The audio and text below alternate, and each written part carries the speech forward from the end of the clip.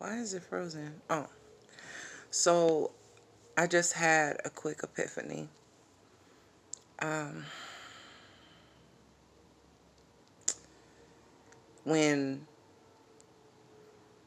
people say, well, I know I've been one to kind of dismiss what I was going through, and, and people can tell I'm not in a clear state of mind, or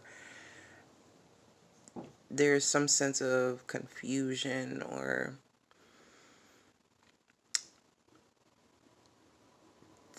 not focused, not focused on the present, not focused on anything specific, kind of letting everything just run amok, right?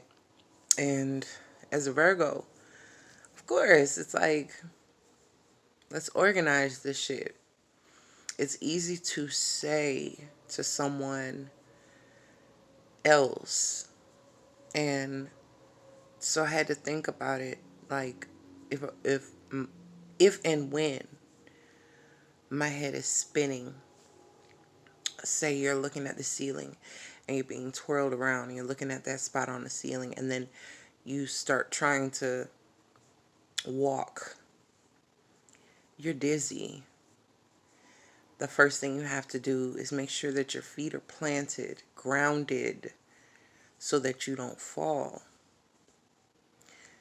The only thing you're trying to do is to keep your balance. So, what's the next thing? If you can't hold on to something, you have to use your eyes to try to focus your attention on one thing specific that you know is solid, stable, and not shaken, not moving. Even though your vision may be in a roundabout way all over the place, you have to focus your attention on one thing that is stable, that is solid, or the first thing in front of you. You have to get your eyes to focus on it. Then everything else is still spinning in the interim, in the background. And slowly but surely, those things start to slow down. So take that as it aligns with you. And I want to hear your experience with how you cope, or how you get things in balance just for a moment so you can focus, or how you can regain your balance even when you're teetering, even when something is shaking beneath your feet. Even, earthquake is coming to mind, or how people are in like the amusement parks and they're a little shaken after the plummets, or on the carousel, or a roller coaster ride that starts out slow and moves and twists and turns that they hadn't expected. And it can really rattle some things around and really leave you feeling jarred.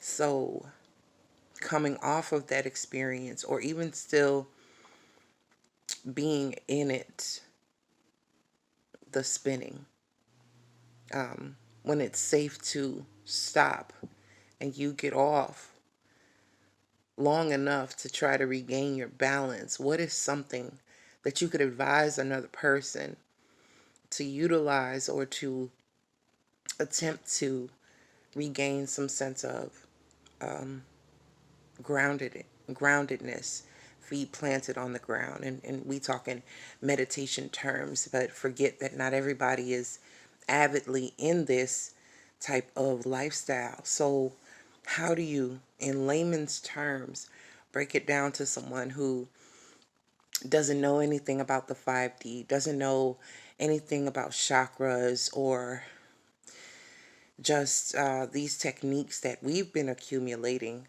relating to one another? How do you express and explain to someone who is unlike you in that way? You have an opportunity to teach colleagues, peers, family members, friends, children, these things. And once you get to a certain level, you tend to forget that you were once a beginner too and had to look up these terms or ask